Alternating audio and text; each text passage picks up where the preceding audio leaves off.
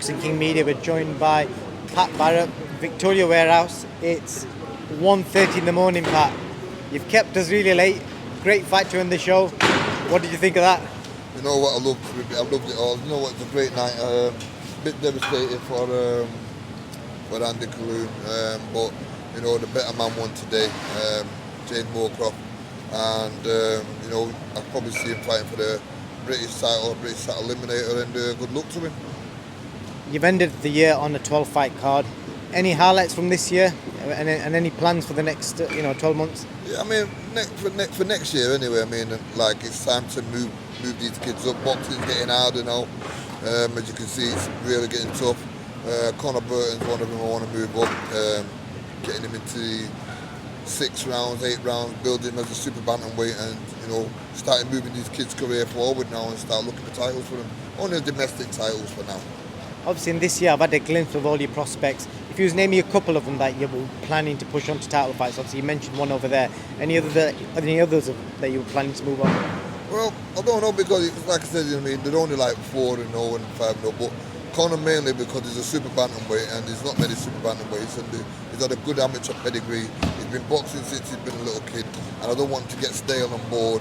So he needs to know that, we're taking an interest in his career, and let's build him up as a super bantamweight. Let's get him in the ratings of a super bantamweight. Let's get him in as many fights as I can as a super bantamweight, and then hopefully finish at the end of the year with him fighting in Middleton, even if it's for the central area, an English title. But let's get him a title fight so he knows that he is what I think he is, very good.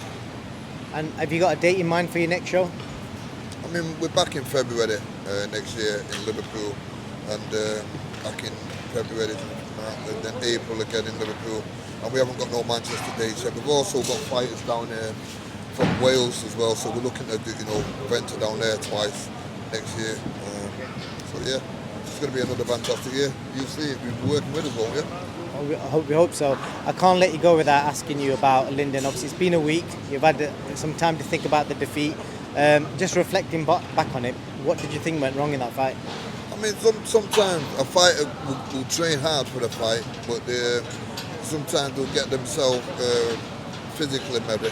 But sometimes you have to get yourself mentally ready. And I think with Lyndon, he trained hard for the fight. He prepared himself for the fight. And the one thing he didn't do, I think he underestimated Anthony Yard's punching power in so many ways that he thought he could just walk through it, when last time he did it with one hand. And this is why I think this hype of bravado of social media, people say you're going to do this, it's going to be easy.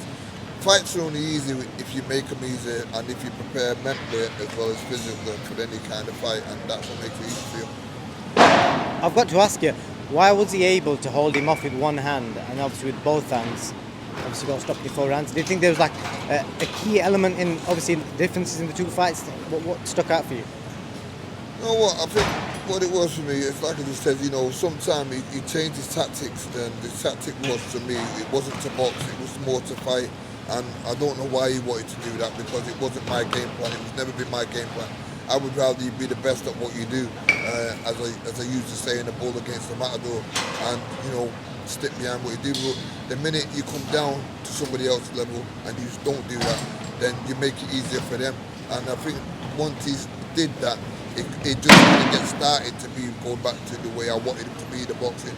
So it was either shoot it out or that's what would happen. I've got to ask you, a lot of the fans were more excited about the rivalry between you and TUNDE AJAYI. I spoke to TUNDE a couple of days ago.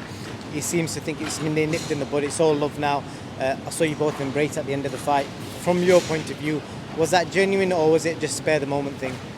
Well, you know what it is? Like I said, everybody's different. I'm not going to disrespect a man when he showed me respect, because it was all he asked for was the first time in the dressing room when I went to go and see TUNDE. He didn't show the respect then. And he kind of didn't look at me, looked away.